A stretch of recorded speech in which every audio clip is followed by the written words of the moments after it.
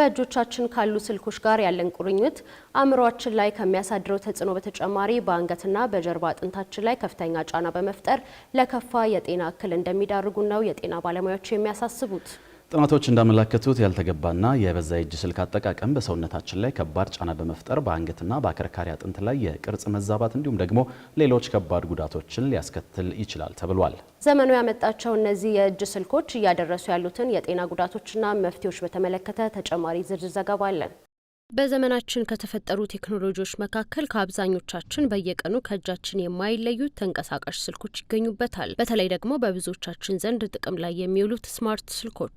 ታዲያ እነዚህ መሳሪያዎች ከመደዋወል ባለፈ ለስራዎቻችን ብሎም የማህበራዊ ሚዲያዎችን ለመጠቀም ስራ ላይ ሲውሉ ይስተዋላል። ጠቀሜታቸው ባይካድም ለረጅም ሰዓት ስልኮችን በመነካካት ማሳለፍ በጤናችን በተለይም በአንገትና በጀርባ አጥንታችን ላይ ከፍተኛ ጫና በመፍጠር ለከፋ የጤና እክል እንደሚዳርጉ ነው የተነገረው። ቢቢሲ በቅርብ ጊዜ የወጡ ጥናቶችን ተንተርሶ ባወጣው ዘገባ የተደጋጋሚና ከባድ ጫና በጊዜ ሂደት በአንገትና በአከርካሪ አጥንት ላይ ከፍተኛ ህመም፣ የአንገት መገተር፣ የጀርባና አንገት አጥንቶቻችንን ቅርጽ መዛባት እንዲሁም ሌሎች ከባድ ጉዳቶችን ሊያስከትል ይችላል ነው ያለው። ናሽናል ላይብራሪ ኦፍ ሜዲሲን የተባለ ተቋም ባወጣው መረጃ የስማርትፎን ስልኮች ተጠቃሚ ቁጥር በከፍተኛ ፍጥነት እየጨመረ እንደሚገኝ ገልጿል። ስልኮቹን ለረጅም ሰዓታት መጠቀም ሰዎች የተዛባ የሰውነት አቀማመጥ እንዲይዙ ከማድረጉም በላይ ለአጥንትና ጡንቻ ህመም እንዲሁም ለተለያዩ የጤና እክሎች የመጋለጥ እድልን ይጨምራል ነው ያለው ተቋሙ።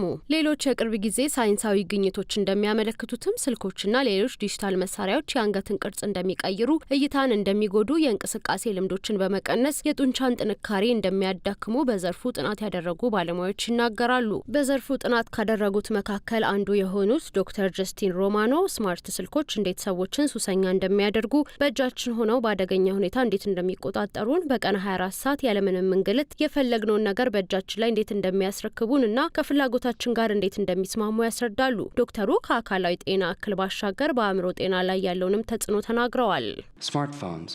አሁን ያለብንን የአእምሮ ጤና ቀውስ ለመቀልበስ ከፈለግን ስለ ሱሰኝነት በነርቭ ሳይንስ ረገድ የምናውቀው ነገር ቢኖር ስማርትፎንን ጨምሮ ማንኛቸውም ሱሰኛ የሚያደርጉ ነገሮች በሙሉ በአንጎላችን ውስጥ የዶፓሚን መጠንን እንደሚጨምሩ ነው። ይህ የዶፓሚን መጨመር የሚከሰተው ቬንትራል ቴግሜንታልና ኒውክለስ አካምበንስ በተባሉት የአንጎል ክፍሎች ውስጥ ነው። ዶፓሚን ጥሩ ስሜትና እርካታ እንዲሰማን የሚያደርግ ቢሆንም በሌላ በኩል ደግሞ አንድን ነገር የማድረግ ከፍተኛ ፍላጎትን ወይም ግፊትን ይጨምራል። ይህ ግፊት ደግሞ በጣም ወሳኝ ነው፣ ምክንያቱም አንድን ነገር ደጋግመን እንድንሰራ የሚያደርገን ነው። በሌላ በኩል አንዳንድ ሰዎች በቴክኖሎጂ የተጠመደው ህይወታችን የፊት መሸብሸብም ጭምር እያመጣብን ነው ሲሉ ተደምጠዋል። እንዲያውም አንዳንዶቹ የአካል ችግሮች በሂደት ወደ አእምሮ ብቃት መቀነስና ወደ ሌሎች ከባድ ወደሆኑ የጤና እክሎች ሊያመሩ እንደሚችሉ ነው ስጋታቸውን የገለጹት። የአሁኑ የቢቢሲ ዘገባም እንዳመለከተው በእጆቻችን ያሉ መሳሪያዎች በማናስተውላቸው መንገዶች ሰውነታችንን እየቀየሩት መሆኑን ነው። ስልክ ላይ ረጅም ሰዓታትን ማጥፋት ከሚያደርሰው የጤና እክል አንዱ የተበላሸ የጀርባ አጥንት ቅርጽ እንዲኖር ማድረግ ነው። ሰዎች ስልኮችን ለረጅም ጊዜ በሚጠቀሙበት ጊዜ ራስን ወደፊት አዘንብሎ የመቀመጥ ልምድ መኖሩን ተከትሎ በአንገት ላይ እስከ 27 ኪሎ ግራም የሚደርስ ክብደት ሊፈጠር ይችላል። በሂደትም ይህ ሁኔታ በጀርባ አጥንት ውስጥ ያሉትን መጋጠሚያዎች ሊጎዳና ጡንቻዎችን ሊያዳክም እንዲሁም የሳምባን አየር የመያዝ አቅም ጭምር ሊቀንስ እንደሚችል ተጠቁሟል። መሰሉን የጤና ችግር ለመቅረፍ በሐኪም ፈቃድ የሚደረጉ ልዩ የአካል ብቃት እንቅስቃሴዎች ወሳኝ ስለመሆናቸው ሲነገር፣ በቀላሉ ደግሞ ስልክን ከፍ አድርጎ መያዝ መፍትሄ እንደሚሆን ተጠቁሟል። ሌላው ስልኮችና ዲጂታል መሳሪያዎችን ለረጅም ሰዓታት መጠቀም የእይታ ችግርን እንደሚፈጥር ነው የተነገረው። በተለይም የቅርብ እይታ ችግር ያለባቸው ሰዎች ቁጥር ላለፉት 10 ዓመታት በከፍተኛ ፍጥነት እየጨመረ መምጣቱን ነው ጥናቶች ያመላከቱት። ለዚህም እንደ ምክንያትነት የሚጠቀሰው የቴክኖሎጂ እድገት ነው። ሰዎች ከመጽሐፍትና ተፈጥሯዊ ከሆኑ ነገሮች ይልቅ በእነዚህ ሰው ሰራሽ መሳሪያዎች ላይ የሚያባክኑት የእይታ ጊዜ ችግሩን እያባባሰው ስለመሆኑ ነው የተገለጸው። የአይን ሕክምና ፕሮፌሰር የሆኑት ዶናልድ ሙቲ የቅርብ እይታ ችግር መከሰትና መባባስ ላይ ተጽዕኖ የሚያሳድሩ ነገሮችን ለመለየት ከ20 ዓመታት በላይ የፈጀ ጥናት አድርገዋል። በጥናቱ ግኝት መሰረትም ከቤት ውጭ የሚያሳልፉ ወይም ስልኮቻቸውን ለረጅም ጊዜ የማይጠቀሙ ሰዎች ለችግሩ ተጋላጭ እንደማይሆኑ ነው የተቀመጠው። ፕሮፌሰሩ ለመሰሉ ችግር እንደ መፍትሄ ያስቀመጡት ከቤት ውጭ ረዘም ያለ ጊዜ ማሳለፍን ነው። ይህ ለአይን ብቻ ሳይሆን የተሻለ እንቅልፍ ለመተኛትም እንደሚረዳ አክለዋል። በሌላ መልኩ በዲጂታል መሳሪያዎች ላይ ረዘም ያለ ሰዓታትን ማሳለፍ የእጅ መድከምን እንደሚያመጣ ነው የተጠቆመው። የእጅ የመያዝ አቅም አጠቃላይ የጤንነት ቁልፍ ማሳያ ተደርጎ እንደሚወሰድ የጤና ባለሙያዎች ይገልጻሉ።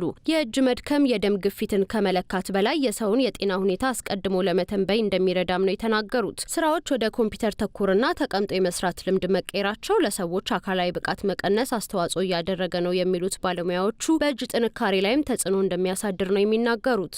ይህንን ችግር ለመቅረፍ አስገዳጅ ካልሆነ በቀር ተቀምጦ አለመዋል ብሎም የአካል ብቃት እንቅስቃሴን ማዘውተር እንደሚገባ ተጠቁሟል። አጠቃላይ ጤናን ለመጠበቅ 20-20-20 የሚባለውን ህግ መከተል አስፈላጊ በመሆኑ ሰዎች በየ20 ደቂቃው ከስልካቸው ርቀው ሌሎች ነገሮችን እንዲያዩ ይመከራል። ዶክተር ጀስቲን ሮማኖ ከነዚህ መሳሪያዎች መራቅ ፈጽሞ የማይታሰብ ቢሆንም አጠቃቀሙ ላይ ግን ትኩረት ሊደረግ እንደሚገባም ነው የመከሩት። ከስልኮቻችን ጋር ያለንን ግንኙነት በጥብቅ መፈተሽ ይኖርብናል። እኔ ስማርትፎኖች መጥፎ ነገር ናቸው እያልኩ አይደለም። በብዙ መንገዶች እጅግ ድንቅ መሳሪያዎች ናቸው።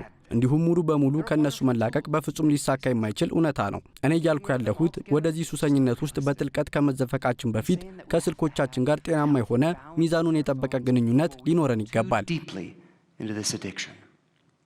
እነዚህ ዘመኑ ያመጣቸው የቴክኖሎጂ ግኝቶች ከአካላዊ ጤና በላይ አእምሮአዊ ጤና እንደሚያቃውሱ ይነገራል። በተለይም ከዚህ ጋር ተያይዞ የሰዎችን ማህበራዊ ግንኙነት እንደሚያበላሹ ነው የሚገለጸው። የእነዚህ መሳሪያዎች ጠቀሜታቸው ባይካድም ከመጠን በላይ ሲሆን ለመፍታት አስቸጋሪ የሆኑ የጤና እክሎችን ስለሚያስከትሉ አጠቃቀማችን በመጠኑ ሊሆን እንደሚገባ የጤና ባለሙያዎች ይመክራሉ።